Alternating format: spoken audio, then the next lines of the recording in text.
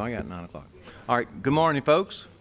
I'm showing 9 o'clock here, so we'll go ahead and call into session this workshop. And if colleagues, anything you'd like to talk about, just stop me and we'll do that. Okay, so first item is, of course, call to order and then changes to the agenda. We do have one item we've added on the consent agenda, 7.25, extension of an agreement between the School Board of Okaloosa County and PT Solutions. All right?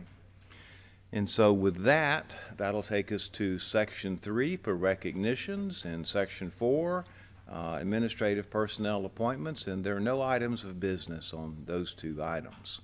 Then we have public comment, and that takes us into committee and staff reports. And then we have several things here. So 6.1 will be a quarterly progress report of the Sales Surtax Citizens Oversight Committee by Mr. Jason Belcher. And I see Mr. Belcher. Hi, Mr. Belcher. Did you want to come forward and give that report? Or? All right. Okay. Good to see you again. Yes, sir. Thank you, sir. It's good to be here. On behalf of the Citizens Oversight Committee, I bring our report from time to time, and this is it for this quarter. We last met on July 1st, and we had met previously before that in February. We had a long break because of some weather delays and had to push our meetings back a couple of times. But we had a very productive meeting on the 1st. The general consensus from the members is we're very pleased with the way things are going. I think if I had one overall cautionary, it is just bringing everything to completion, making sure in the first 10 years that we meet all the objectives of the ordinance. I think the committee members, I would say to a person, but I know for the vast majority would like to see the ordinance extended and the good work that we've done with the additional funds carried through. There's some caution too from committee members about the effect of inflation on the collected dollars, and I think generally in the economy, I know for those of us in Destin, we're feeling a little bit of a slowdown in some of the others. And so I think what the district's done in its leadership to try to guide the first list of projects within that 10-year time frame without adding on, without some assurance that we can do so without affecting, without having a drop off in dollars that would somehow cause a shortfall is a good idea. And we had some general dialogue about the support that we could provide and that others could provide on going to the public when the time is right to begin to discuss the renewal of the ordinance. So very good discussions. I would have one, not cautionary by any means, but we do have one member who's fairly new who has, and thank you to Grant Meyer, who has spent a good deal of time discussing with her the process, because she's new to the committee, the process of how the contracts, the budgets, the oversight of the projects, the review by an outside firm, how that process came to be early on, and how the particular principals and administration of the schools were instrumental in developing the early project list. I think because, and this is a very committed member of the community, I think because she is new to the committee, was not as aware as some of us who've been there from the inception of how that process came about. And so Grant has done a great job of helping bring her up to speed.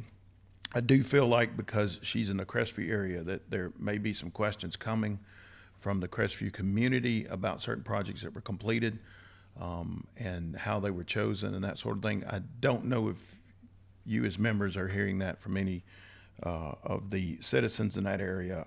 I particularly have not, but I'm more involved with the southern end of the county instead of the central and north. So I don't know if y'all are hearing that too, but I thought I would bring it up just as a mention because it seems like there was some fairly, I don't want to say substantial, that makes it sound more than it is. And I apologize, y'all. My voice is still scratchy. Last week, I taught Vacation Bible School every night last week to 3rd and 4th grade boys, okay? 3rd and 4th grade boys.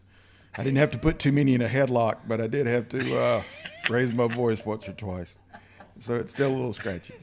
But I do think there was some more than one comment made about the projects in and around Crestview. So to what extent I would deem that as negative in any way, I wouldn't. To what extent I would say there was some concern, I'd be careful to speak for anybody else.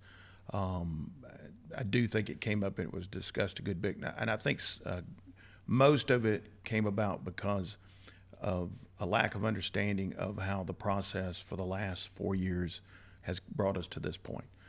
So I'm hoping that we've alleviated that. And other than that, I don't have any adverse, negative, or any even somewhat contrarian comments to make. I think the committee members are very pleased. Each one of us feels like, because of the way the progress has been made throughout the district, that we would support and would like to see this renewed to continue to see the substantial improvements that are being made right now at the county level. One last thing too, I floated this idea and Jeff and I discussed it just briefly. It's not something we're going to do very quickly, but we might eventually take our committee meeting on the road. We talked about possibly doing it at school site locations, not for public comment necessarily. We don't want anything to interrupt the business of what the committee has to do. But I do think, like our on-site visits we did a while back while so much of the substantial work was being done for the larger buildings and stuff, that an on-site meeting in different locations might be beneficial to get us out of this room and take us to the places where the substantial work's being done or where it has been done, to facilitate maybe a little communication between the administration of each school. Wouldn't be a bad idea if we heard from the principals about the impact that the half-cent sales tax has had on their particular locations and the projects maybe they have for the future. But I want to be careful not to stray away. It's not a free-for-all or anything like that. We want to make sure the business of the committee is conducted well. But it is something we're considering. It's an idea I've had. So if you have some feedback and like to share it with me at some point, I'd appreciate that. But Mr. McGinnis is always capable and always faithful in making sure that we stay on task. So he's cautioned me carefully not to do that. So other than that, I don't have much else to report except that we're pleased with the progress of things. Well, Mr. Belcher, I've mentioned to you before Yes. how much we appreciate you and your committee and the good work that you've done. Colleagues, you've heard a report. Do you have any questions or thoughts? I do. First, when I saw you out there, I said to Dr. White, I said, I always love to see Mr. Belcher here because he comes and he gives us the information, but he always gives us that upbeat, things are well, and even with your cautionary notes, which we need to hear, I do appreciate that. You've mentioned a couple times as you've been speaking about renewing the surtax. How extensive has your committee looked at that, or is that just a passing statement, or are you talking about that currently? It comes up as a general conversation point, and I think because, I'm going to be careful, we are not a rubber stamp in any way, but progress has been made well, and we are pleased with what we're seeing. When I go to Laurel Hill and I see the work that's being done, and when I see the work that's been done at my mother-in-law's school she taught at for years and others, it's hard not to feel proud that we are seeing progress. Not as fast as any of us would want, not to the depth and breadth that we would want, but progress is being made. And so generally, and I would say to a person, the board has been supportive. And so therefore we're thinking, if we've made this progress over a 4-year period, looking out through a 10-year period, what could we do if we were able to do this again? Could we begin to see more of those new buildings and new schools and things that we've discussed? Could we see some infrastructure improvements that go beyond brick and mortar? Could we see some things, the safety improvements alone, because we get a generalized briefing on the improvements of safety, means a great deal to us. Even though I never had a child of my own, it means a great deal to me because I care very much for the kids in my church and my community that attend our schools. And so to know that we've done what we think is the best that we possibly could up to this point to improve safety and to improve their experiences across the board is important to us. So I think that's, from that standpoint, we've gotten on board. If we were having difficulties, if we were not seeing the savings, if we were having an issue with Jacobs Titan, which we don't, if we were seeing as citizens multiple missteps, failures to launch, failures to get things done, we would not have that sentiment. But because we've seen the progress, we feel vested in the fact that we would like to see it happen again. And so that's kind of the general consensus. It takes various forms, but that sums it up well, that we, because of the good work that the district's doing and this board's doing and what we're seeing, and in terms of results, we would like to see it renewed. Okay, thank you. And thank you for serving on that committee. We appreciate I that. appreciate y'all. Thank you. And I would just comment to Mr. Belcher, thank you for your Thank you, Tim. service. And I know a lot of great people on that committee. But I appreciate some of the things that you're talking about, especially when it comes to all the stuff that we've been doing over the last few years. You know, I always say that Rome was built, you know, can come up and be destroyed in a day, but you know, we're like 20 years behind on a Yes. lot of these projects, and we're finally getting them all caught up and everything. So patience is a virtue. So but you know, the things that we are doing within the school district are meaningful and are impactful on our students and our communities. So but it takes our community people to be involved, so we do appreciate you being involved. Well, I'll tell you that, speaking for the board, and we've had a few members drop off for various reasons, not because they voiced any sort of concern or left because of in protest or anything like that. Mm-hmm. They left for personal reasons, I think, across the board. And we've added some new members. But the majority of the committee members have been on the committee since day one. And not just myself, but others are very busy doing the work that not only their families and their employers require, but that the community requires, because they're already fully engaged people. And to a person, each one of these has told me that they intend to stay for as long as they can, through at least the first 10-year period, long enough to see it renewed. And I think if you're getting stakeholders in the community who are on the committee, people with much more importance and influence than me, saying they would like to stay involved, I think that's a validation of the work being done. So all of those things point that we're going in the right direction. You can't take your foot off the pedal, but you got to keep going. And we like what we see so far. Very good. Thank you, Mr. Bell. Thank you. Very much. Thank y'all very Yes, much. sir. Y'all have a great day. You too. All right, colleagues, so that'll take us to 6.2, in-county travel paid, and then 6.3, out-of-county travel paid, and then 6.4, quarterly report on service agreements under $10,000 for internal and budgetary funds by Mr. Wyndham and recommended by the superintendent. Okay? All right, that takes us into the consent agenda. 7.1 is the approval. 7.2 is approval of the minutes of the student disciplinary hearings of July 14th, 2025, and minutes of the workshop 2025, and minutes of the regular meeting, same date, 2025, all recommended by the superintendent. 7.3, appropriation of District 2 School Board member capital outlay funds to Silver Sand School for pool chair lift repairs in the amount of $1,050 presented by Mr. Destin and recommended by the superintendent. 7.4 is a request to advertise a public hearing for adoption of instructional materials for secondary science and career and technical education, reproductive health, and disease education for the 25-26 school year by Ms. Tammy Ellis, science specialist, and recommended by the superintendent.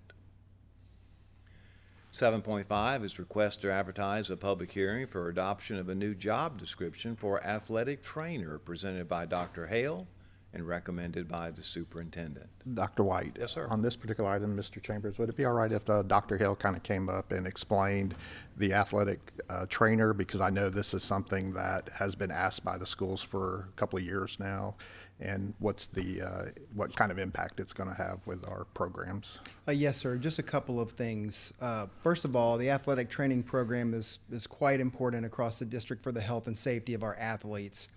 I think it's important for the board to know that this job description is being kind of placed as an in case we need it type of job description. I know that there's been some conversation with various providers of training services. PT Solutions, who Dr. White mentioned earlier, is one of those in the mix there. But our athletic trainers provide invaluable services to our athletes, specifically at the middle and high school levels, taking care of game day injuries, but also weekday training services to get not only to get players ready, but also to take care of those little bumps and bruises that they get over the course of a season. Now, as you know, we had a previous relationship and had training services provided for us for quite some time. I think Mr. Spolsky could probably speak a little better to where we are in terms of securing said training services. So these job descriptions that we have are in place for the safety of our students in case we need to allocate for them, but there's no allocation for that right now, to my understanding. Mm-hmm. And I would add on, Mr. Bryant, that Mr. Spolsky and his group have done a great job. We were notified by the Andrews Institute that they were no longer going to be in the services of athletic trainers, and Mr. Spolsky and his group jumped right on it. And the goal is to ensure that we do not have a gap in services for our student athletes. There'll be more to come, but we are situated right now to start the school year off with the fall season with athletic trainers in place for our student athletes. And Superintendent, my understanding is that this is something that other school districts have and utilize, and it would be a continuation of service. And as you've already stated, it's very, very important. Absolutely. All right, so 7.6, request to advertise a public hearing for adoption of a new job description for Specialist Public Information Officer presented by Dr. Hale and recommended by the Superintendent. 7.7, request to advertise a public hearing for the adoption of a new job description for Program Director, Federal Programs, presented by Dr. Hale and recommended by the Superintendent. Dr. White, if I may, and both of these job descriptions are cleanup job descriptions, as we periodically do as we go through the year. Dr. Hale and his group will look at job descriptions that might need to be updated, and that's a part of this process. So this is not anything for new positions. This is just cleanup of current positions. Okay, thank you, sir. All right, 7.8, invoices to be approved for payment by Ms. Perry and recommended by the Superintendent. 7.9, school donations presented by Ms. Perry and recommended by the Superintendent. 7.10, payroll warrant register and accounts payable warrant register totaling $78,077,971.75. Self-health insurance claims and fees totaling $2,876,011.65, and bank transfers totaling $0 for June 2025, presented by Ms. Perry and recommended by the Superintendent. 7.11, exempted purchase over $50,000 to Sunbelt Staffing, presented by Mr. Wyndham and recommended by the Superintendent. 7.12, service agreement number 26-40 S3 Strategies, presented by Mr. Wyndham and recommended by the Superintendent. 7.13, service agreement number 26-49 The Speech Lab, presented by Mr. Wyndham and recommended by the Superintendent. 7.14, service agreement number 26-50 Connect ASL, presented by Mr. Wyndham and recommended by the Superintendent. 7.15, service agreement number 2651 Logos Communication Therapy, presented by Mr. Wyndham and recommended by the Superintendent. 7.16, service agreement number 25-52 Shift Med, presented by Mr. Wyndham and recommended by the Superintendent. 7.17, service agreement 26-53 Modern Therapeutics, presented by Mr. Wyndham and recommended by the Superintendent. 7.18, service agreement 26-63 Arthur Smoot, presented by Mr. Wyndham and recommended by the Superintendent. 7.19, agreement with Oak Strategies, presented by Mr. Wyndham and recommended by the Superintendent. All right, 7.20, RFP 25-02, Real Estate Broker Sales Contract Committee Recommendation, presented by Mr. Wyndham and recommended by the Superintendent. 7.21, Educational Services Agreement between the School Board and the Florida Department of Juvenile Justice to provide educational services to students placed in the detention center in Okaloosa County, presented by Ms. Tracy Lamb and recommended by the superintendent. 7.22, Addendum of Memorandum of Understanding between the School Board of Okaloosa County and Big Smiles, Florida, presented by Ms. Terry Schroeder and recommended by the superintendent. 7.23, Florida Department of Education Mental Health Assistance Allocation Plan application, presented by Ms. Schroeder and recommended by the superintendent.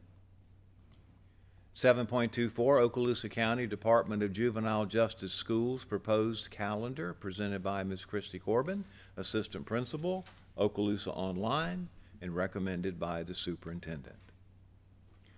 7.25, Extension of the agreement between the School Board of Okaloosa County and PT Solutions Holding under the same terms and conditions to provide athletic training services and treatment through licensed athletic trainers for the period of August the 1st through August the 11th, 2025, presented by Mr. Spolsky, Assistant Superintendent, and recommended by the superintendent. All right, so that takes us to Section 8, the Superintendent's Human Resources Recommendations. 8.1, Information Only, Employees on Admin Leave, presented by Dr. Hale. 8.2, Addendum to the Master Contract between the School Board of Okaloosa County and the Okaloosa County Education Association, presented by Dr. Hale and recommended by the superintendent. 8.3, Cleared certification requirements and issuance of contracts for the 25-26 school year, presented by Ms. Duran and recommended by the superintendent. 8.4, Out-of-Field report for the 25-26 school year, presented by Ms. Duran and recommended by the superintendent. 8.5, Employment separations, presented by Dr. Hale and recommended by the superintendent. 8.6, Personnel recommendations, presented by Dr. Hale and recommended by the superintendent. 8.7, Employee transfers, presented by Dr. Hale and recommended by the superintendent. 8.8, Employee termination, presented by Dr. Hale and recommended by the superintendent. And then 8.9, Leave without pay, presented by Dr. Hale and recommended by the superintendent. At this time, no items for discussion. 10.1 will be the program status report, and then Section 11, Mr. Attorney, your business, sir. One item, Mr. Chairman, I need to ask the board to schedule a special meeting to conduct an attorney-client closed session regarding a matter of pending litigation, and we'd like to do that at 8:30 a.m. on August the 11th prior to the workshop that morning, and we will take care of appropriate notices for that meeting. All right, do you need a motion for that? No, sir, just letting you know we need to have the meeting. Okay, all right, colleagues, you heard that, right? Okay, thank you, sir. Anything else? No, sir, that's it. All right. And then Superintendent, we come to your section, sir. Any business today? Thank you, Dr. White, School Board. First, want to just say, as you know, on August 11th, we'll have our students coming on back to school for another school year. And I do want to say that a lot has happened over the course of this summer, and in a few moments, I'm going to ask our senior staff to come up and just share all that's happened over the course of the summer. You know, sometimes I get asked, you know, do you work during the summer? Do administrators work during the summer? And as we know, there's a lot that occurs during the summer in order for school to be ready and for things to be organized and for us to have success for the upcoming school year. So we'll do a little bit of that in a moment. We had a principals meeting last week finalizing some of the new legislation and things that need to be shared with teachers and staff.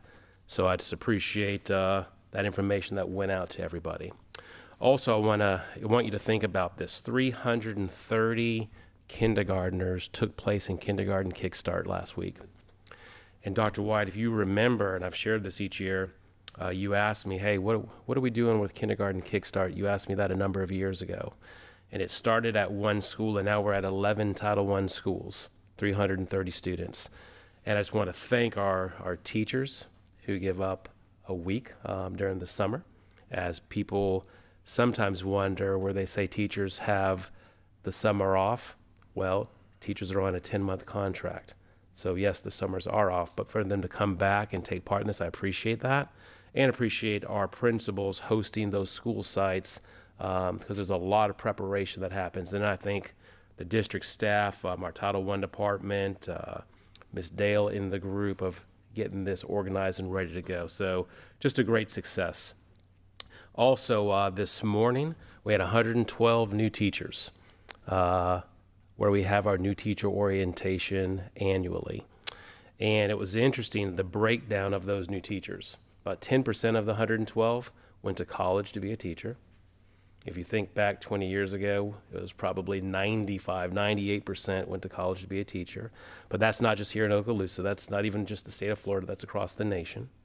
50% of those teachers were career changers, and the others were teachers in other states or other counties who've come to Okaloosa.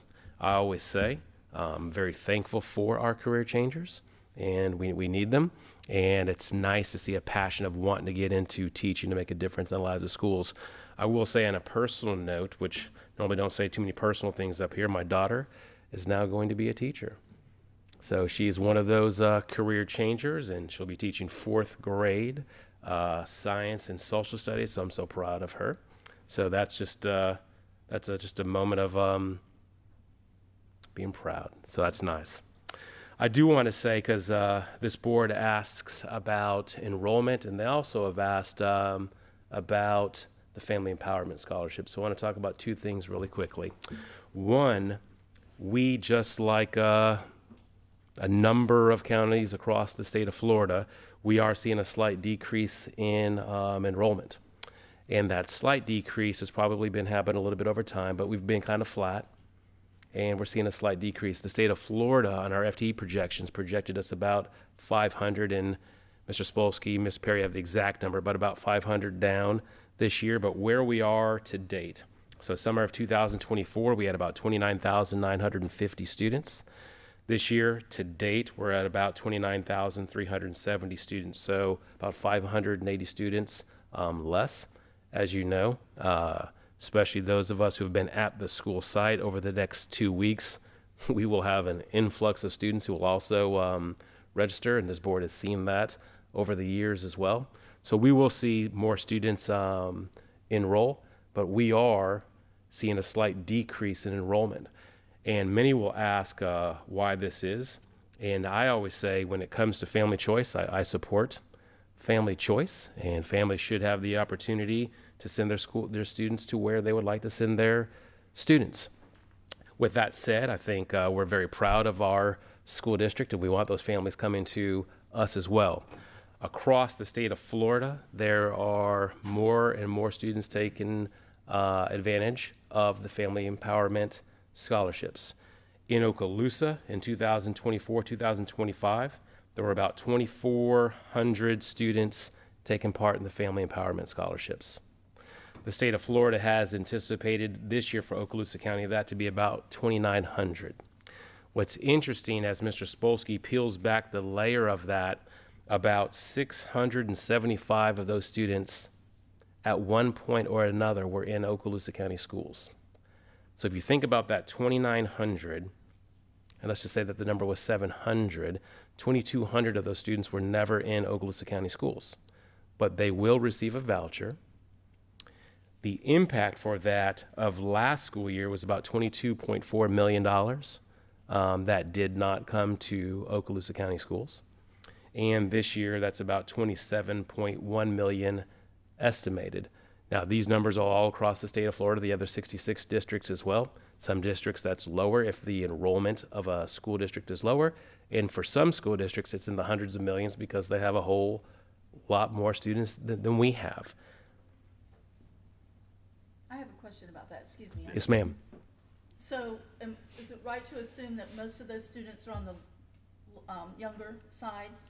So that's a great point. So Since they haven't been enrolled? the overwhelming majority of those students are at the elementary level. Okay. Yes, ma'am. And does that take into account, like private schools and charter schools where these students are being accounted for at least? Because isn't there some that we don't even know where they've gone to school?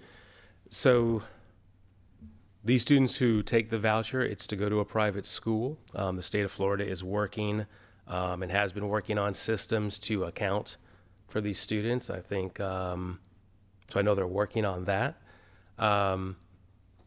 What does happen sometimes is some of these students will take a voucher and then they'll come back to public schools. So the state of Florida is working on that item, which I appreciate. Ms. Perry and her group have done a great job. That one of the questions when folks enroll is, do you have a family empowerment scholarship? If so, and they want to come for a class period or 2 class periods, which we would absolutely welcome them to do so, or 3 class periods. But then there is a proration in order for funding to occur. If students were to receive the family empowerment voucher and then also come to a public school system, for example, then the public school system would not receive dollars for those students. So it's just important to know exactly who those students are. So I appreciate Mrs. Perry working through that. But it's, I think, something that continues to be worked on across the state of Florida. So let me get this straight. So if they have a voucher, but they do come for a couple of periods, we don't get any FTE credit for them? So we would not if we did not have them fill out the forms that we have. So again, Mrs. Perry has set up a system to where they fill out. If they have a family empowerment scholarship, they're going to come here for 2 periods, for example. So therefore, we would look for simplistically 2 periods of funding from that family empowerment scholarship. So who keeps track of, is it the district's job to keep track of these students? Does the state help with any of that tracking? So the state is working through that now. So there's not really a system set up, they're working on that? I think there are layers to systems that are worked up at the state level. Yeah, okay. Thank you. Ms. Vanchek, on Friday afternoon late, Ms. Lightborn and I received a document, a template from the Florida Department of Education that our staff, our departments are working together to make sure that our registrars and our principals have that information.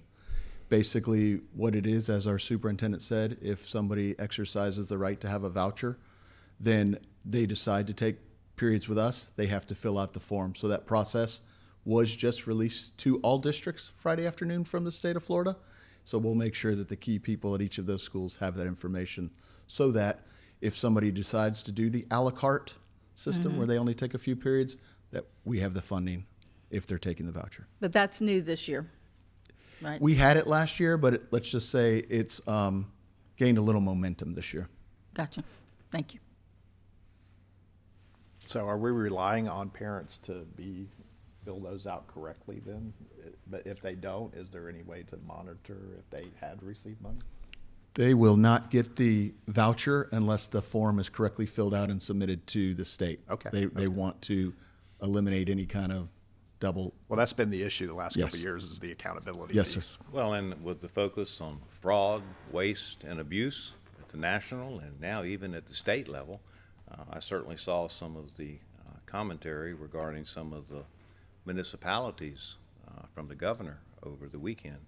So I think it's good. The state's looking at that. Anytime we can take care of the money that is generated from the state, from the taxpayers, that's part of us being a good fiscal That's our steward. purpose. And I would just say that Okaloosa County School District is open for business, and we're very proud of our teachers and our administrators and the product that we put out there. Okay. Yes, sir. And then the last thing we have, it was funny last board meeting. I think it may have been you, Dr. White. It could have been someone else who said it's been a busy summer, and we've been planning since the beginning of June to share what we've done over the course of the summer.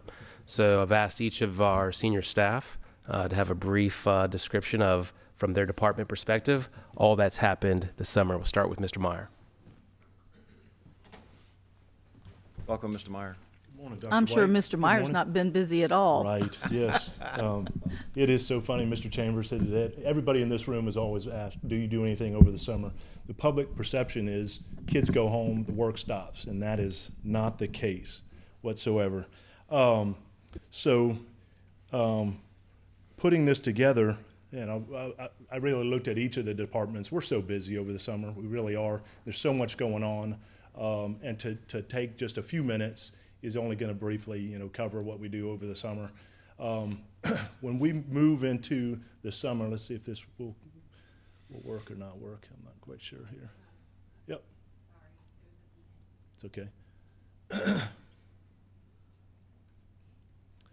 Looking at that screen right there, though, this is a good segue. We look at those pillars and our vision and our goals, you know, after each year. You really have to reflect on what we've done well over the district and what we need to adjust with. But that next generation is a real true push. And at least on the senior staff level, we dig into that and what that means and where our district is heading. It takes a lot of time when you prepare everything that's happening in a school district.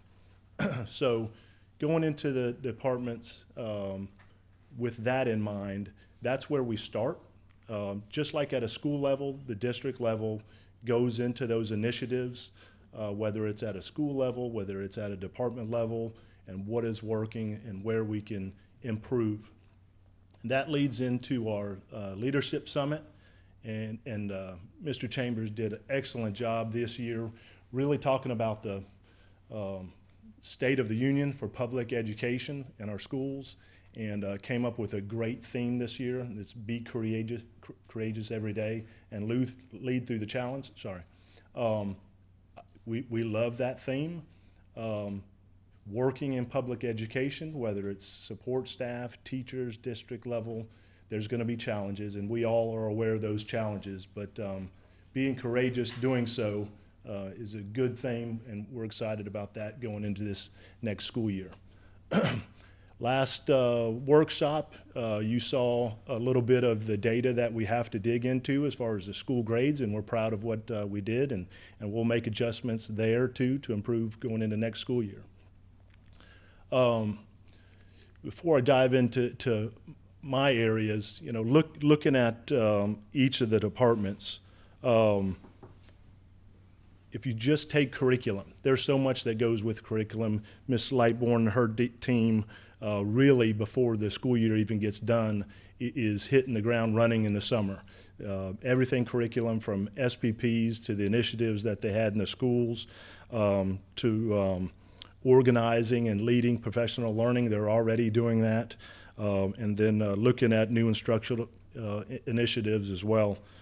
Human resources, you would think that would not be a time that those people were busy over the summer, but I think they're probably busier over the summer than during the school year. You're talking about the amount of individuals that are hired, whether they're teachers or ed support, and then onboarding those employees, and then orientations, which we went to one this morning. HR does a great job, not to mention just the transfers and all the reassignments within the district. So they are busy. Our MIS and technology services, they got to look at all of those devices. They got to make sure all new employees have devices. They're updating software, network systems. Plenty to do over the summer. Finance and budget, I think you'll hear a little bit about that today. Ms. Perry and her team, I believe, are wrapped up with the preliminary and tentative budget, so she'll go into that. But with the challenges from the state, it was challenging this summer and also very, very busy. Student services, another group that does so much over the summer, trying to assign their support for each of the schools, digging into IEPs and 504s and coordinating all the training that keeps us in compliance on what we have to do. And then our public relations team, communications team, they do a great job updating our platforms, preparing back to school messages, and coordinating our community engagements, and you'll hear a little bit about that too. So each district administrator is extremely busy over the summer, as you well know. Food service, a couple new things this year. We did transition to Aramark. They're a new food service provider, so what usually is a busy summer was even more busy because we had to onboard that personnel along with summer school feedings, our summer feeding program, They have a big job to start the school year with ordering and stocking and preparing kitchens. They actually get into the kitchens and do a lot of deep cleaning along with training staff. So a lot going on with food services. Transportation, again, Mr. Gore came in here and gave you guys a few updates that we were doing differently. But again, we're running summer school routes along with coordinating and improving our routing system, which was new this year.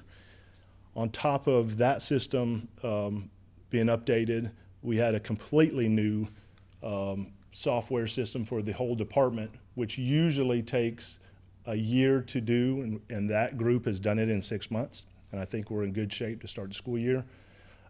We are using the reservation system. We've been doing bus inspections and repairs throughout the summer, so we're ready to go on the first day of school, along with hiring and training new drivers. Can you explain the reservation system? Yes, sir. So this year, and we asked the parents to help this with us before we ended the school year, and we've continued to keep it open throughout the summer. This will allow parents to go into Focus and either check yes or no whether their student will ride a bus. The transportation department will use that data in helping set up our bus routes for the first day of school. So if we see that a bus is not at the capacity it needs to be because that many students signed up for that bus, we would make adjustments before school starts. So it helps with transportation and our routing. So I know we did this toward the end of the school year. We did. And in order for a parent to get through Focus, they had to either answer yes or no. So we know that some people are just going to click no and just go on, even though they probably should have clicked yes. So what kind of numbers did you get back on that as far as? So as of a few weeks ago, we were approaching we were over 50% and climbing. So I'm not sure where it went from the last couple of weeks, but we were over 50% of our students. And of course, realistically, it should have been 100% if Yes. they did it correctly. But like Correct. That's right. like you said, people are just going to click no and go on. Yes, sir. First year, we knew we were going to implement this. We're going to put out some information before school starts again, asking parents one more time if they would help us out because it's important data to use. And Dr. White, and I know last year we remember, and this happens each year, that sometimes we have buses on the first day where there's very few riders, and sometimes there's too many riders. So this was a part of a process of striving to get better within transportation.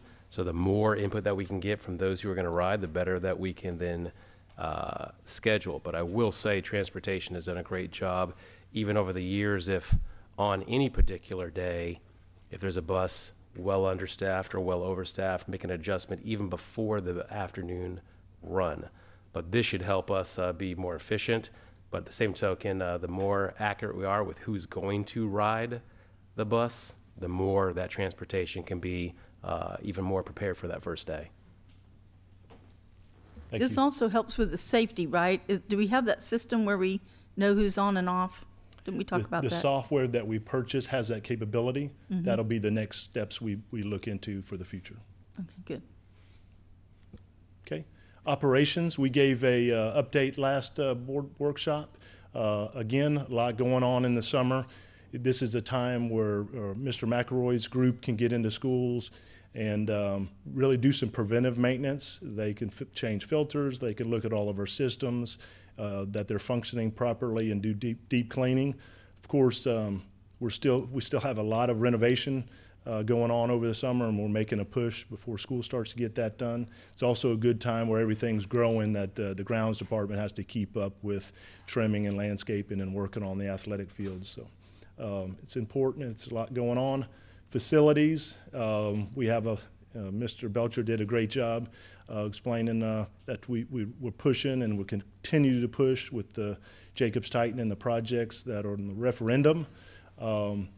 Mr. Smith has a great deal of information that needs to go into the Florida Department of Education website, along with fish data and other things.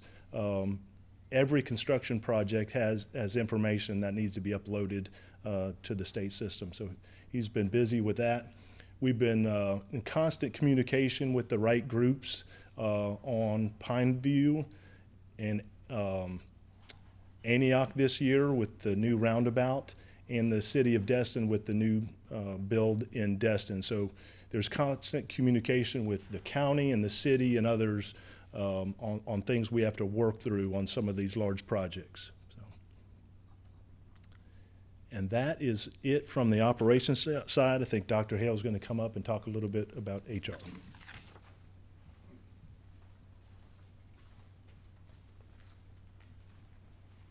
Good morning, everyone. How's everybody doing today? Good. It was a good start to today. As Mr. Chambers mentioned, I appreciate him and Mr. Meyer taking most of what I was going to say, so I don't have to re-say it, but I'll re-say it anyway. We did begin with our new teacher orientation this morning, where we were able to see a lot of new teachers to the district, 112 bodies there. That number on that slide is a little bit out of date. I will tell you that the principals pressed the button a lot last week. And as of today, we have 214 new faces in new places. That's new hires plus transfers. And each one of those has to go through the Human Resources Department, as you know. So it's been a beehive all summer with regard to getting just instructional staff in place. That doesn't even include the support staff that's being process both in and out each week. Summer is very, very busy for HR, but it never stops. It has become a place where hiring happens all year round, not just in the summer. And that will continue to happen. I will say that we have had some unique challenges this summer with regard to hiring, and challenges are just things to overcome. And so two very critical personnel left right at the end of last year, our certification analyst and also one of our position control analysts left. And so that required some movement within the department, which also required some training. But that notwithstanding, we continue to process, as I said, over 214 employees into new places, just instructional employees. Again, not even to speak of the ed support folks. One of the things that I did notice this morning as we were looking at the new teachers, which was gratifying, I think, for us career educators, is there's actually 2 teachers that have returned since retiring that were in that room. So that was really kind of a cool thing. So some of our teachers are actually coming back. That was a new teacher orientation. Those new teachers will, over the next 2 days, attend New Teacher Institute, where they aren't just getting onboarded and processed. This is where they will learn a lot about lesson planning, a lot about classroom management, and other different tricks of the trade that our consulting teachers and our professional services department will put together. You may or may not be aware, and I know you are, but I'm saying it for the benefit of everybody in the room and anybody that might be listening. Human Resources is more than just processing applications. It is also our professional services department, which works through teacher training, onboarding of teachers, and also things like professional development and the like, certification checking. But it's also risk management. And I think it's important for you guys to know that risk management had a very busy summer as well. And I don't know how many slides I have, so I'm just going to, okay, there we go. I'll just try to follow the slides. How about that? New teacher orientation, New Teacher Institute, preparing brand new educators, said that. Okay, so with regard to risk management, they've been working with each school with regard to their priority areas and providing training packages for each school. Everything for, these have to do with the claims that happen at each school site, whether it's slips, trips, and falls, or other different things that can be maybe shored up through a little additional training. Each school has some areas of emphasis, and risk management's been working with that. And you can see that the goal is to reduce incidences and improve safety awareness. But again, just a piece of awareness for you, every new hire also has to travel through risk management. So it's not just the HR department that processes them, it's also risk management working through their benefits. That, with a lot of other training things that have been going on, has kept them quite busy as well. So one other thing that I would say before I finish up, some of the new personnel that we have in there are hitting the ground running with hiring. We have a new face of substitutes. As you remember, Kat Santos had been our substitute person for a very long time, done very successfully. In fact, we've hired over 650 substitutes to the district since last January. But now we have a new face in there.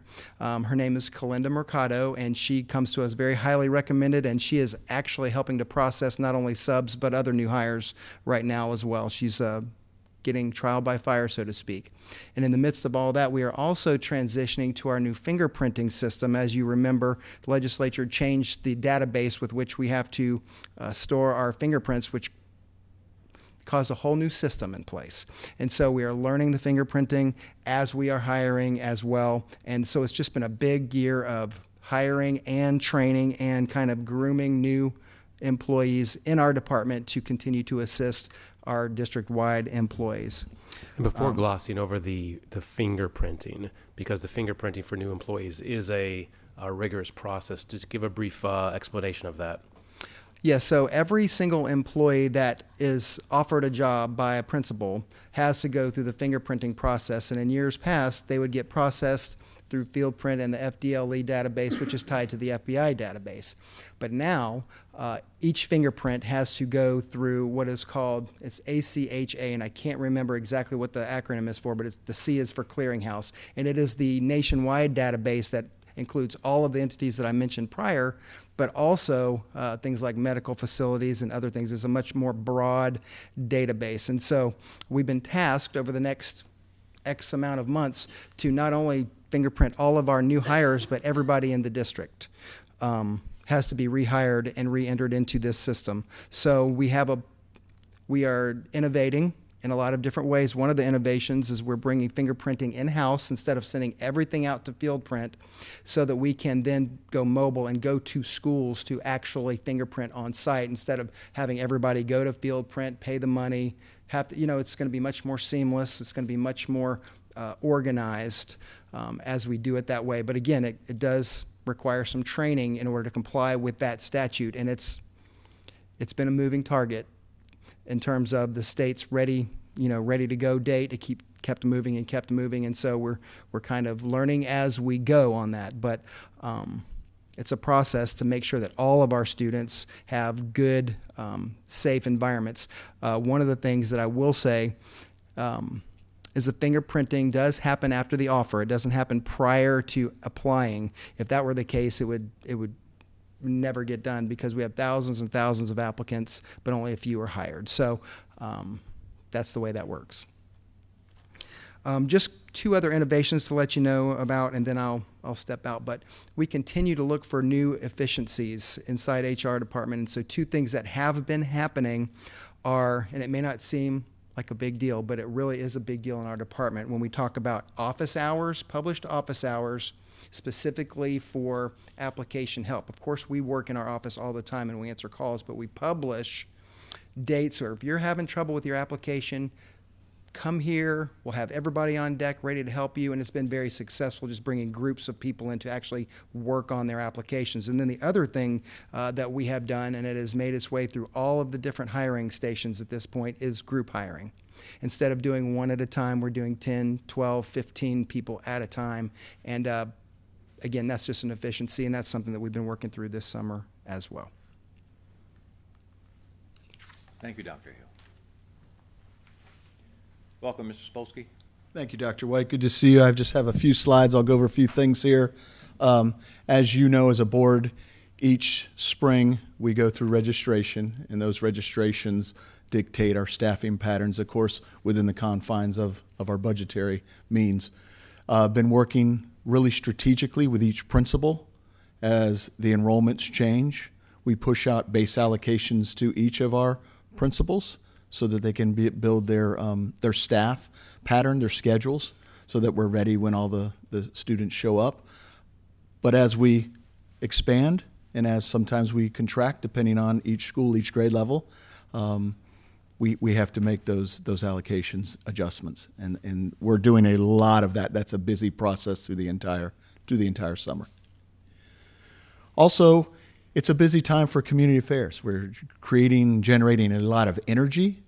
We have a big event, Stuff the Bus, coming up this weekend. Just this last weekend, we had our Striving for Perfection did a lot of school supply drives where we had a lot of our different staff members from different departments there helping with that. So this one coming up Saturday, August 2nd, will be at our Walmarts, both in the south, the central, and in the north end. So hopefully people can come out and support all of our elementary, our middle, and our high schools with our supply drives. Our community affairs office works very diligently to get the word out and to support. Also in communications, one of the big pieces we did last year was create an annual report. The annual report we were very proud of on how that came together and really highlighted all the successes of our school district. And we are anxious to reveal that here in the August-September timeframe, seeing a few sneak peeks of the layout of that. So we're really going through the process of making sure the content is highlighting all the exciting happenings from south to north. Yes, ma'am. That report won some awards too. Yes, I am so glad you, as the publisher of the Smoke Signals years ago and a journalist, English expert, I should say, recognizes that annual report won the SunSpra Award trophy, both at the state and national recognition. So we were very proud of that. Thank you, Ms. Ivanchik. And then, of course, this is a big piece. I heard Mr. Belcher, when he was up here earlier today, talk about the safety of our students and of our staff. And we continue to do that, whether it's different layers. Your district staff participated in a reunification exercise at the Northwest Florida Fairgrounds there at the Rigdon Center. We had all different departments working together along with our Raptor technologies and our different hardware and software to support if we would ever have to do a reunification, a mass reunification for any of our schools. And we have agreements with different centers through our county, so if we would have to do a reunification either in the north end, the central, or the south end. So. And then at this time, while Ms. Perry is coming up, I want to echo what Mr. Meyer said, and that is all of these departments have a lot of responsibilities, and it is an absolute honor and privilege to work with leaders not only here at this table and are presenting today, but also their supporting staff. Thank you. Thank you, Mr. Spolsky. Yes, sir. Welcome, Ms. Perry. Hello, good morning. I just wanted to let you know that we had a new training this summer for principals. It was an optional finance training. We also had a new training for payroll people. They always get their initial training, but we decided to start doing an annual training for payroll, which went really well. That was very helpful. And next week we've got another one of our quarterly bookkeeper trainings, and those have been really good. They've been in person, and everybody's getting a lot out of those. As you can imagine, you saw the huge number on the accounting and payroll, 78 million in June. June is really busy for payroll with 2 teacher checks and everything. You saw the service agreements, purchasing, getting ready for the new year. We worked many late hours trying to get the budget rolled in order to make the preliminary and tentative budget. But what happens is, just because it rolls, we're still having to work on the old year at the same time as the new year. And accounting has to work on their annual financial report, budgeting on the preliminary and tentative, and then finally the regular budget. And I do have another presentation for the preliminary and tentative budget to give you a little more details about that. Okay. Thank you, Ms. Perry.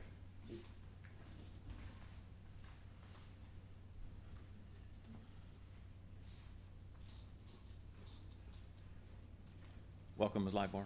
Thank you. Good morning, everyone. Okay, so you know curriculum is extremely busy in the summer. So we had summer academic work camps. We had students in summer school. We had CTE summer camps going on during summer school programs as well. Many, and that was a great success. We work on the SPP for each school.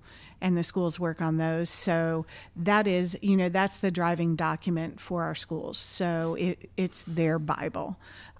So that's a very, very, very important process that actually starts in February timeframe and goes all the way through the summer. And we're actually in the beginning stages of reviewing each school's SPP. So that's a really long, intense process. And then the pupil progression plan, of course, that will be coming to you at the next meeting. So that guides everything that we do moving forward for our students with progression, attendance, and all sorts of things.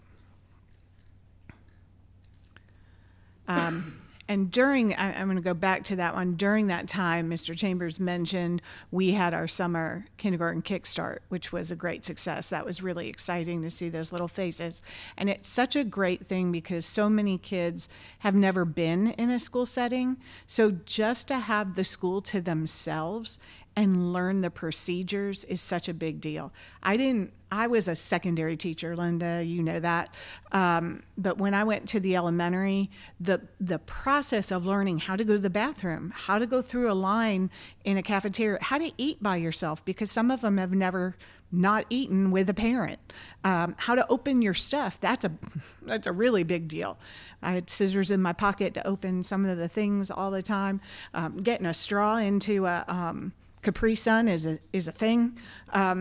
So all of that they learned during that time, just the procedures, how to sit in your desk and be a student. So to me, that's one of the greatest things that we do. I absolutely love that.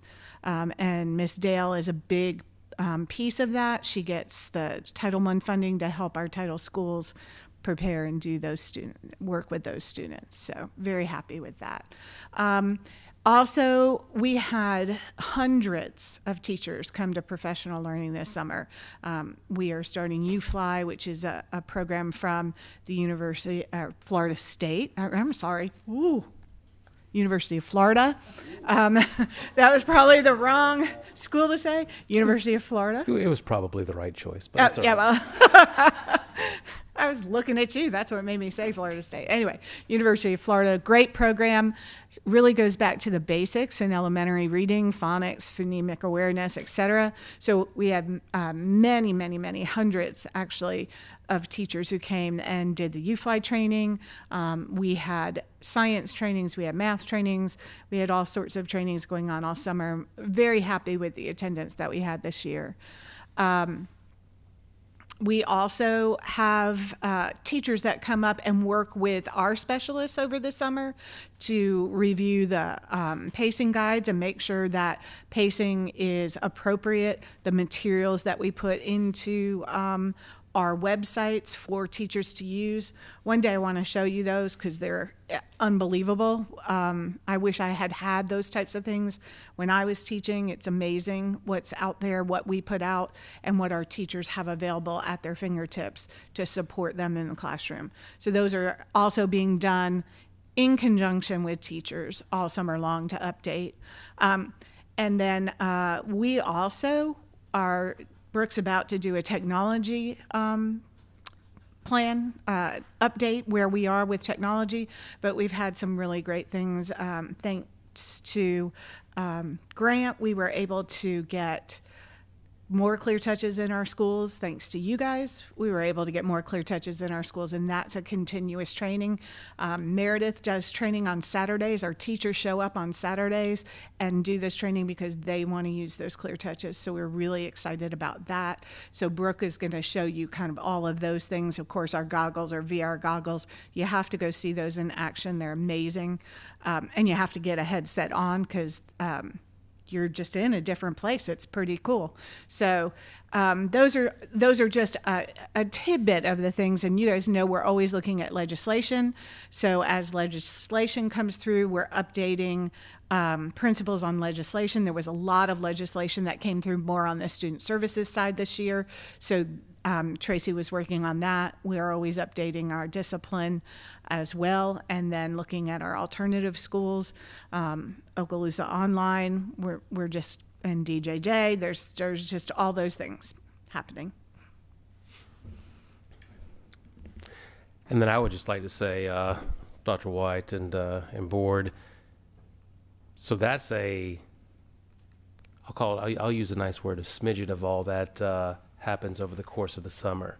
If I asked Mr. McGinnis to also say some things, just all of the legislation that he's gone through, just different policies that he's scrubbed, that he's brought forward, looking at the job descriptions, looking at graduation dates, making sure that all of that's organized.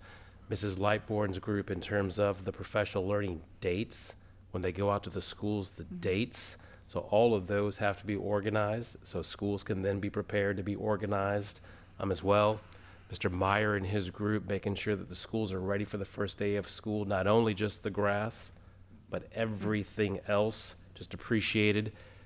Dr. Hale talking about the HR side. I know he mentioned all the hiring pieces, but if you walk through here, and I know that you all do, and you see the buzz that's throughout this building, a lot is going on. I appreciate the safety aspect. When you look at the reunification, that's something that can be glossed over. That's a big deal, to make sure that whether it was weather related or whether something else, that we're prepared. And then the communication staff also making sure that for hurricane preparedness, parental communication, that we are prepared as well. Mrs. Demers has figured out a way through our communication system where we'll be able to send out more character letters when we send out text. So just a lot happening over the course of the summer. And I just appreciate senior staff. I appreciate their staffs who do so much, those who are here, those who are not here today. It is a wealth of collaboration and action over the summer, and we would not be prepared for the first day of school if it was not for the individuals in here and those who are not here as well. So I just wanted to give that information. Very good. Thank you, sir. All right, colleagues, that takes us to section 13, and that'll be board members' announcements. And so 13.1, and so I'll start with you, Mrs. Vanchek. Thank you. Well, first of all, you know, it's interesting. I've been in this school district for decades. I'm a career educator. But even hearing this morning, it's so impressive and also just kind of mind-boggling, all those different pieces that have to come together. And it's amazing. That's why we are an A school district, because of these professionals who day in and day out, along with our teachers and everything. So thank you for that update. It made me feel extremely proud to serve on this board because of you and what you do every day. So it's exciting to hear. So thank you for that. A couple things you did mention, or somebody mentioned as we go on, but I want to talk about. First of all, again, Stuff the Bus this Saturday. That's the Public Schools Foundation. And August 1st, we go into tax-free in the state of Florida. That helps us out a little bit to get those items without paying taxes. For the Public Schools Foundation, we're excited to welcome a new member of our organization. And this is Patrice Bobo Miles has joined us as our Take Stock in Children Student Services Coordinator. And what she does in that position is works with getting mentors and also gets the students signed up with mentors and gets them on the right track for that Take Stock in Children program. And she works with Lori Lipnicki, who is our college success coach, and no telling what those two ladies are going to be able to accomplish. And already Miss Lipnicki did such a great job last year. So we welcome Miss Bobo Miles to our group. Just this past weekend, they worked with Striving for Perfection Ministries, giving out hygiene kits, getting them to sign up for free and reduced lunch, explaining bus systems, all those things, that many of the things you just talked about, to get them ready for the new year. And that helps us out a lot by going out to these outreach programs and doing that. So that's good. Then the other thing I wanted to talk about real briefly is coming up in the future, but I'm getting kind of excited about it, as most everybody knows now that we're coming into the end of the summer, is that next summer our country will celebrate 250 years. And there is a State of Florida initiative with the 250 America. And our representative, Pat Maney, has been tapped by the governor to sit on this committee, which is great for us. I know I've talked with Ms. Card, and we've talked about some ideas of things that our district can do to get to be a part of this. So it's a great opportunity in the classroom and otherwise to get some things going. And there's a grant program that we're looking at, and I'm excited about that because I think it's going to be a lot for our students, a good experience. I remember the bicentennial. I know, don't look at me, I know, yes, I'm that old, Mr. Bryant, but I was in the 3rd grade. I was a little older than that. But it's an exciting time, and it's certainly a great experience for students to live during that time and all the, I know, you got to deal with them. The other thing I want to say is I was able to attend this morning the new teacher orientation.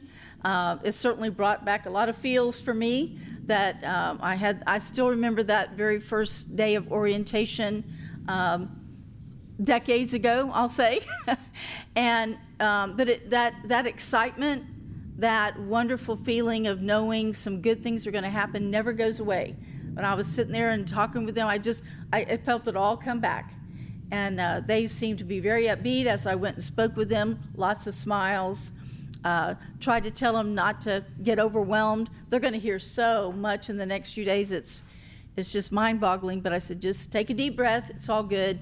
And to make sure that they reach out to people who want to help them, those who are seasoned and everything, that everybody had that first day. And we remember that. But it's exciting to see those, what'd you say, 112 new teachers. That's great, too. And they all seem very upbeat and ready to go. So that's good for us. So thank you. Thank you, Ms. Evanchik. Mr. Bryant? Thank you, Dr. White. And I, too, would like to echo what Ms. Evanchik said about our new teachers today, the orientation. What we failed to mention is the generational teachers that are there, because I saw some that were students when my kids were in school are now teachers, and their parents are still teachers. And that's one thing about the Okaloosa County School District that's unique, is that it's a generational school district. A lot of people were born and raised in the teaching field, and they continue that. And I know, Mr. Chambers, you were talking about your wonderful daughter, Peyton, becoming a teacher. When she went off to college, I don't know if that was what she was going for. At least I don't remember her going for that. And now look at her; she's, going to be a teacher. And I think that goes with the generational motivation that these people have. So it's exciting to see those new faces in the school district. Mr. Chambers, I would like to thank you, as always, for your allowing us to contact staff when we need to contact staff. And I would also like to recognize that Mr. Meyer, it seems like we've crossed paths quite a bit this last couple of weeks, but I do appreciate you bringing up some of the issues that are going to be coming up with school opening with construction and all. And I just want to remind people that, there's that thought that nothing goes on during the summer. Everybody takes a vacation, but that's far from the truth. And all of our schools have something going on, but especially in Crestview. We have our largest high school. We have completely redid half of that parking lot, and there is never going to be the best time to do the construction. Even during the summer, it's hard to do the construction there. But I will say that parents, please, if your students go to Crestview High School, please be patient. Our goal is to get that front entrance open by the first day of school, but if it's not, please be patient with us. But I can assure you that parking lot is going to look great when it's all said and done with, and it's not going to happen overnight. As a matter of fact, we're going to probably extend it and finish it up next year, because there's just so much going on during the school year. We don't want to disrupt when school is in. But I also appreciate the Antioch situation there. And again, I would want to reemphasize that the school district has nothing to do with the construction of the roundabout, the time frame, and everything that's going on with the I-10 exit 53 interchange there. As a matter of fact, the goal is for them to be done by the end of 2026, but weather permitting, that could go on a little longer. But there was never going to be a good time to start on that roundabout. Never a good time. And they picked the worst time to start on it, which is 3 weeks before school gets started on it. But I do want to say thank you to Grant, to Bill, to everybody that's involved in that. I know there's going to be some challenges there, and I know that people are going to look to the school district first and say, you know, y'all are the ones that did this, you know, but really it's really out of our control what goes on Whitehurst Lane and how that roundabout's being built. But at the end of the day, again, we just ask that there be people would just be patient with us and be compassionate with the staff at the schools. I can assure you that they don't want it to disrupt anything more than anybody else, but be compassionate with our people at the schools. They are in the middle of this, and you know, it's just going to be a lot going on at those two particular schools. So, but again, with the ability for us to contact staff, I do want to say thank you to Tasha Bates and to Holly too, because there was some stuff that came out last week, and you know, I was able to just reach out to them, reach out to Miss Bates first, and then I got Miss Tu and Miss Bates together to kind of help explain the situation. And I hear this from other school board members across the state. They don't have that latitude to be able just to reach out. As a matter of fact, there's some superintendents that do not like school board members reaching out to their staff without going to them first. But I do, and I know I can probably speak for my fellow colleagues here. I appreciate the fact that I can speak to staff and have meaningful conversations with them, get explanations on things without having to wait to go through the superintendent, because our superintendent stays pretty busy.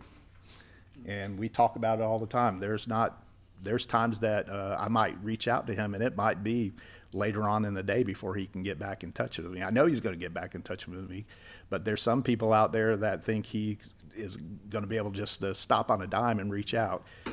He can't, because he's busy out there doing the work. And so, you know, I'm thankful that we are in a school district where we have great communication between the board and the schools and the staff and all, and keep up the good work. And just, you know that on August 11th, we're going to open school. I appreciate the business comment too. We are open for business. I think, Mr. Spolsky, you said that. It is true. That is the school districts today. We got to think like a business, and we got a great product out there. And there's choices to be made out there, and we hope that people are going to choose Okaloosa County Schools.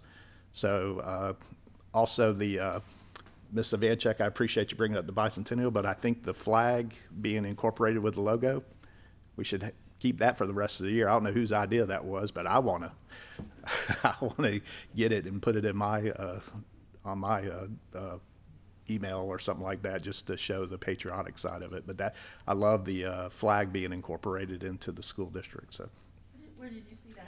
I think it was on probably Mr. Spolsky. I think it was his presentation that had the flag in there. But Miss Demers will do that during different seasons, so the flag and other things, but Mrs. Demers does that for us. Yeah. And I do have one quick question I meant to ask about the annual report. I know we do hard copies on that, but I do believe that's available on the website for people to look at, because we can't make hundreds of thousands of copies for everybody. So. Hello, Mr. Bryant, School Board. So yes, it is available currently online. There was a company that we work with that they help, put that in place, so that way it's an easy thing for us to upload it onto the website, in addition to having a hard copy annual report. And I said a question, I meant just to comment that it is available out there. So it is, because it's such a great book, and we talk about selling the district. Take a look at that annual report. It talks about all the good things going on. Yeah, absolutely. So we'll do the same thing again. Yes, thank you. Dr. White, that is all I have. Thank you, Mr. Bryan, and I appreciate your remarks, and certainly also appreciate the superintendent's willingness to allow board members to contact members of his staff. And Often when I'm engaged in the public, folks sometimes don't quite understand the way the law is set up. And just sharing some information along those lines, the school board has 3 employees, and that's it. Everybody else works for Mr. Chambers. And the fact that he's willing to allow that discussion to occur is notable and commendable, and we thank you for that, sir, because it does save time, and oftentimes we can get right to the situation and deal with it. So thank you for that. I think that's what sets us apart, though, is that spirit of communicating, and we're all in it together, and I appreciate that. That's right. Okay, so that takes us through that section and brings us to public comment, and then we start with the public hearings. Now, colleagues, if you'll scroll down through those public hearings, you'll see that we're at 20 for tonight. So let's go ahead and go through them, and I'll try to go through them as quickly as I can. 15.1 is a public hearing for the adoption of the elementary and secondary codes of student conduct for the 25-26 school year by Mr. Humphrey and recommended by the superintendent. 15.2 is a public hearing for revision of School Board Policy 4-12, Student Technology and Internet Acceptable Use, presented by Mr. Mitchell and recommended by the superintendent. 15.3 is a public hearing for revision of School Board Policy 4-32, Discipline, by Mr. Humphrey and recommended by the superintendent. 15.4 is a public hearing for new School Board Policy 4-51, Artificial Intelligence Acceptable Use, by Dr. Hale and recommended by the superintendent. 15.5 is a public hearing for revision of School Board Policy 11-18, Public Conduct on Campus, presented by Dr. Hale and recommended by the superintendent. And Dr. White, Yes, sir. if you don't mind, we're about to get to the budget piece. Right. And Ms. Perry needs to just share just a little bit of information, which will set the stage for what's to come. Okay.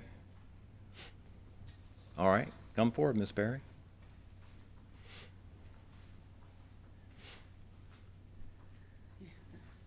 Is it? Okay. And just to. So one which little- which item is this? This will be all This of will the. be 15.6 through 15.20. Okay. Yes. And I just wanted to point out that we are still waiting for the 4th FEFP and the February FTE for 24-25. So that could affect our final budget if whenever we get that information. But this is based on what we have to date. So the proposed millage, is made up of the required local effort. The final amount the state is having us collect is 3.129. Last year it was 3.131, so it's a decrease of 0.002. We are required to collect that. We are required to collect that millage in order to receive the $144.7 million in FEFP funding. And just wanted to point out that required local effort 31 years ago was 6.53. It's decreased. There's been a couple little small bumps along the way, but basically it has decreased for the last 31 years. Discretionary operating millage, it's staying at 0.748. That is considered discretionary. When we do the advertisements, we say that it is being proposed at the school board's discretion. The state does include that when they give us our calculation. So they expect that. Every district does levy that. So let me say this, because I always like to bring this up. Yes, ma'am. So we don't have a choice on what they tell us on this millage part. Yeah, we have to do that, or we're not going to receive that state money, right? Correct. Okay, so it's going to look like, and when we put it out for the public or public noticed, that we have raised or we've done the millage, right? However, this board has not voted to up any kind of millage, correct? Correct. Or any kind of thing. All right, so I just want to make that statement out there because it looks like we've done that. Yes, what we'll be doing is we'll have to advertise the required advertisements were on our website last Friday morning. Now, we had to advertise a notice of proposed tax increases, which is what you're referring to. Right. And even though the millage went down by 0.002, property values increased by 1.25 billion, which caused an increase in property taxes. But the millage, we don't have any choice on that millage. So the price, so if you're paying more on your tax bill, it's because of assessment, not because of a vote of millage. Exactly. Okay, thank you. And then the second ad that we have to run is our notice for tax for school capital outlay. That 1.5 is expected to generate 47.39 million, and the ad shows how we will use the money. And then we have a budget summary ad. Now, on the budget summary ad, I had to indicate that we were having a decrease in the operating budget of 1.3%. I'm going to show you over here what that's made up of. So when you look at the different funds, I have them listed in the order that the DOE ESE 139 is. You can see the general fund did go up 2.4 million. But then when you get to total operating budget for calculation of the 1.3%, I do not include internal service funds for medical because that's not our money. That's really an expenditure we made into that fund to only be used for medical. So statutorily, I do not include that. I also don't include the COPs because those are loans. Those are one-time sources. If you included that, it would look like you had a huge revenue increase, or when you use the money, it would look like a big revenue decrease. So for the calculation in the ad, it's 1.3% decrease. A lot of that decrease is because of ESSER going away and because we don't need as much in the debt service based on our COP payments for next year, because the sales tax COP 2022 is going down, the payment is. So then I add the COPs to get the total budget that's being advertised, which is 787 million. And then as far as the budget that you're adopting, you then add the internal service fund for medical, so you'll be adopting a total of 843,726,000. That is a huge big budget. So when you look at the general fund increase of 2.42 million, it's made up of 0.83 million in new revenue is the increase. Increase in other financing sources, which is the transfer from capital, is 0.72 million. And just a reminder, that transfer pays for the maintenance department and some maintenance projects, leases of the instructional computers, our enterprise software, which is Focus, and a portion of our bus driver salaries and benefits. And then our fund balance went up 0.87 million. Fund balance is anything that carried over from the previous year. Most of that money is already earmarked for certain purposes. And what's our, and I know I asked you this question the other day, but what's our percentage of our fund balance right now? When you look at statutorily, the way that we have to calculate the fund balance is 8.6%. We are not allowed to drop below 3%, or that is a problem for the state. Yeah, and I know there's some school districts that are struggling with that because they are dangerously close to that 3%. Yeah, that's what we've heard. Yeah. So good job on keeping us. It's a team effort. Yep. So I also wanted to look at the flexible operating budgets. These are all the sources that can be used for your flexible operating and class size, salaries, that kind of thing. So you can see that went down 3.61 million. So when I look at the 3.61 million, I just included some major increases and decreases that also had to be added to that, like the increased funding to the charter schools, increasing the Florida retirement rate, property insurance, some additional school positions, increase in the SRO contract. This first year we haven't had a safe schools increase. But we have, because of that lower FTE, it's about 450 is the latest with the projection. We did absorb 57 classroom teachers to save 4.56 million. We restructured department positions for a savings of almost $500,000. Discontinued instructional coaches funded through general, which was almost $1 million. And you can see we had some changes in school staffing grid. The resolution that you approved last week allows us to put in that $1.54 million to help with this deficit. So that brings us to a positive $1.47 million to be used for all increases, including salaries.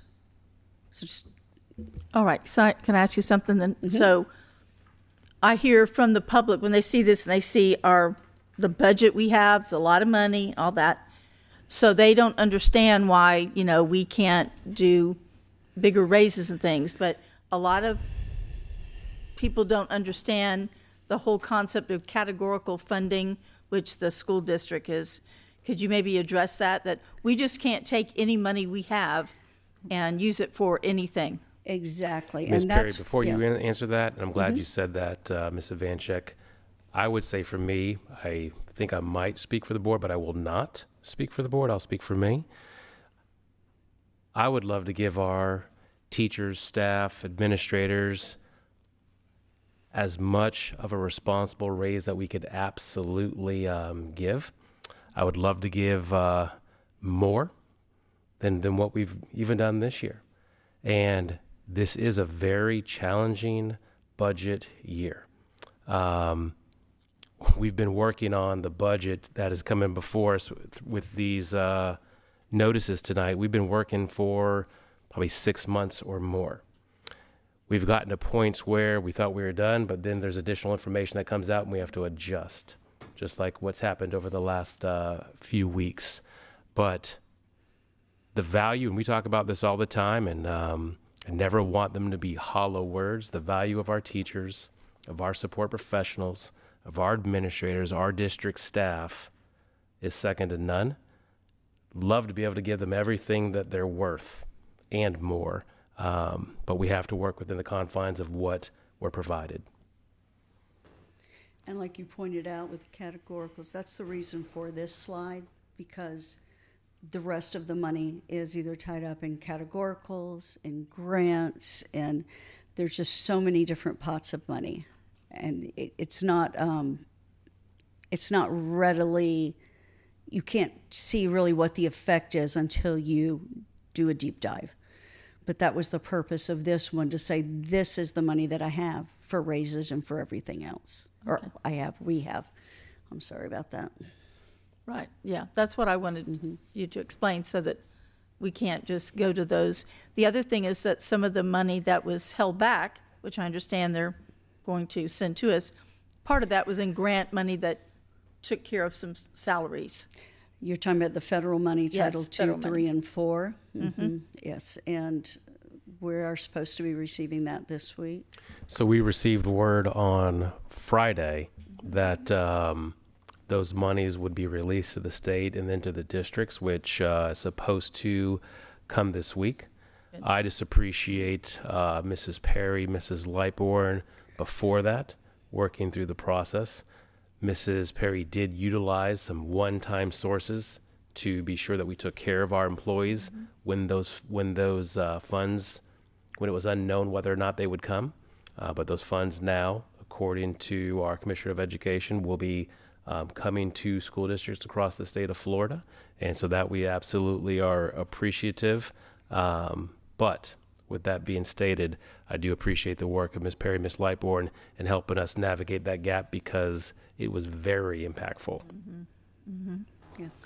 Also, one more point I'd like to make on the salaries, where the headline might read, more money has been given to salaries. What is not stated, and you can do it better than I am, you're the expert, is how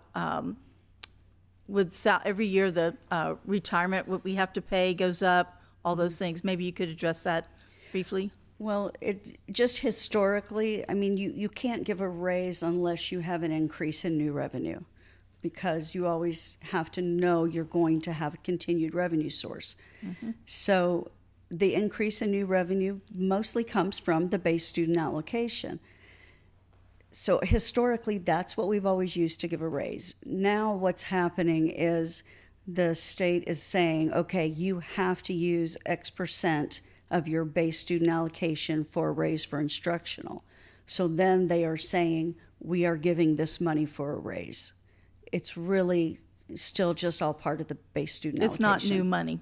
No, No, ma'am. it's already there. Okay, thank you. What was the base student allocation the previous year A increase? previous year, we had an increase of $191. And this year? year, we have an increase of $42. Now, I'm just going to add, based on longevity, I guess. Back in the old days, we kind of looked at it that if the basic student BSA was not at least $200 more per student, that we were going to be in dire circumstances because we weren't going to be able to pay the insurance costs and all the other associated costs, and then try to give a step increase or a cost of living adjustment or whatever you want to call it. And I said $200.